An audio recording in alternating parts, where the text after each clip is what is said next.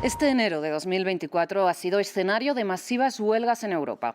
Desde el campo hasta los servicios de transporte, los sindicatos reivindican mejores condiciones laborales. Y Francia y Alemania, las dos principales economías de la Unión Europea, han sido el epicentro de las manifestaciones sociales. Ahora, a continuación, para el análisis, contamos con el economista Iván Campuzano. Iván, muchísimas gracias por estar con nosotros aquí en France 24. Buenos días. Le pido que primero, y para entender mejor lo que está pasando, ¿podría usted considerar que hay un común denominador entre las huelgas, por ejemplo, de agricultores en Francia y las del sector del transporte en Alemania ya desconvocadas?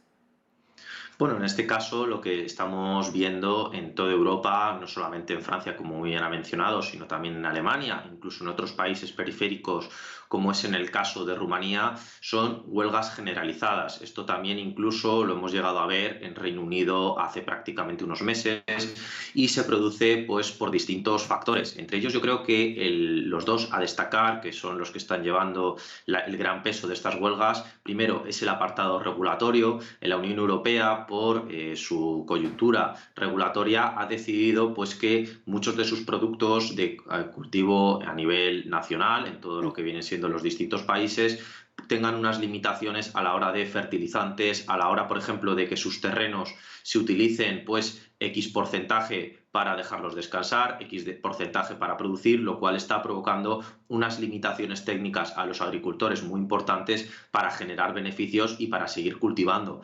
Y por otro lado, la Revolución Verde. La Revolución Verde establece un marco general en la Unión Europea que pues, lo que provoca es que muchas de las directivas, tanto a la hora de cultivar como a la hora de vender, significa que los agricultores pues tienen que vender con unos estándares de calidad muy elevados. Claro, si eso fuera en general para todos los países que vienen a vender a la Unión Europea, no habría ningún tipo de problema. ¿Qué es lo que está ocurriendo concretamente en Francia? Lo que está ocurriendo concretamente en Francia es que hay muchos países, no solamente de la Unión Europea, sino de fuera de la Unión Europea, que ahí viene la queja principal, también en España, también en Sí. Portugal y también en Italia, que pues no tienen para nada los mismos controles sanitarios ni los mismos controles a la hora, por ejemplo, de sanidad o, por ejemplo, también de los controles laborales, que estamos viendo como, por ejemplo, pues hay países donde, por ejemplo, en el caso de España, hay unos salarios mínimos, una regulación de cargas bajas, mientras que hay en otros países de donde se trae, por ejemplo, la fruta, la verdura, que pues se encuentran en unas situaciones totalmente distintas. Y eso al final pues es una competencia, podría Sí. llamarse desleal.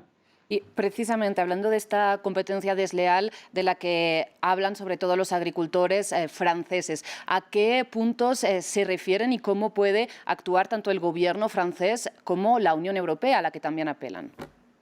Bueno, en este caso yo creo que es una cuestión general, sobre todo de la Unión Europea, porque al final en Europa existe un paquete de ayudas que se llama la PAC o Política Agraria Común, que es el mayor presupuesto de toda la Unión. Estamos hablando de 59.750 millones de euros al año. Es una auténtica barbaridad de dinero y por lo tanto la gestión de ese presupuesto por un lado, como sobre todo la regulación de qué se puede importar y no se puede importar es muy importante, que es, por ejemplo, lo que ha ocurrido en Polonia hace unos meses, que también ha llevado a los agricultores a la calle, que durante la guerra de Ucrania Sí. se ha permitido la importación de grano ucraniano. ¿Qué es lo que ocurre? Pues que el grano ucraniano en muchas ocasiones es 10, incluso hasta 50 veces más barato que el grano que se produce en la Unión Europea y concretamente en Polonia, que es el mercado principal. Entonces, pues ha habido muchos agricultores que los ha llevado directamente a la quiebra. Por lo tanto, yo creo que el campo europeo es una política general de todos, es una política, por supuesto, de los franceses, que es un país con un peso agrícola muy importante, pero que yo creo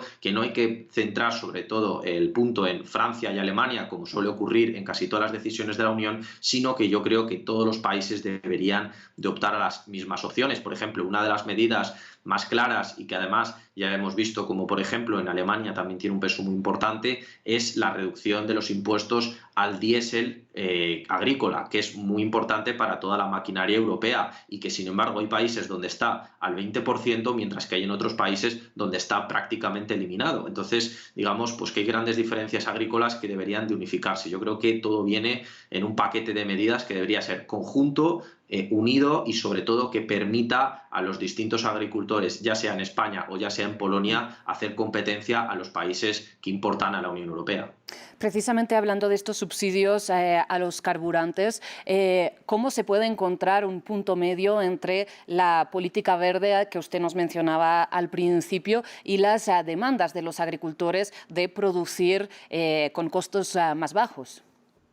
Bueno, yo creo que en este caso la Unión Europea durante los últimos años, debido al conflicto de la guerra entre Rusia y Ucrania, pues ha dejado claro que la política verde ha cambiado. La política verde en Europa iba antes de que, por ejemplo, las centrales nucleares eran una energía que no se debería de potenciar en la Unión Europea y ahora, por ejemplo, se considera energía verde. También en el tema del gas se ha avanzado muchísimo. Ahora se utiliza principalmente gas licuado, que es un gas que, por ejemplo, se importa principalmente de Estados Unidos y de Centroamérica. ¿Qué es lo que ocurre? Pues lo que ocurre es que, desgraciadamente, no hay un punto intermedio. ¿Por qué? Porque siempre va a haber algún interés, va a haber alguna demanda por parte de uno de los dos colectivos, ya Sí, sea el colectivo verde, ya sea el colectivo de los agricultores, que pues difícilmente va a poder encajarlo. Ahora bien, el sí, Estado lo que tiene que proporcionar es una medida para todas aquellas familias y sobre todo para aquellos agricultores que viven su día a día y que, como ven, que las reglas de juego cada vez les son más perversas, que les dificultan más su trabajo. Al sí, final, si no hay agricultura en la Unión Europea, nos va a tocar importar todo y eso va a aumentar los costes enormemente de alimentación de todos los europeos, incluso cuando sí. tenemos un campo y unas tecnologías muy importantes. Por lo tanto, yo creo que sobre todo lo que tiene que pensar y a largo plazo la Unión Europea y los distintos estados es en cómo esas empresas, en cómo esas pequeñas familias se les puede ayudar fiscalmente y cómo se les puede ayudar sobre todo a la renovación y a la tecnología, porque pocas veces se habla, pero la Sí. tecnología es la clave de la productividad del campo europeo y lo que nos hace realmente competitivos. Iván, y muy rápidamente, porque nos quedamos sin tiempo, ante este panorama, ¿daríamos ya por enterrado el acuerdo de libre comercio entre la Unión Europea y el Mercosur? Pues muy probablemente a mí nunca me gustaría, sobre todo creyendo que el comercio internacional es lo más importante, a mí no me gustaría dejarlo enterrado, pero sí probablemente para los próximos años va a haber tremendas dificultades porque al final la Unión Europea no puede competir per se a día de hoy con la situación económica y sobre todo con un conflicto que le ha limitado de una manera tan importante la energía, Sí. que vengan productos extranjeros que sobre todo no van a ser posiblemente tan fáciles de combatir por parte de nuestros agricultores.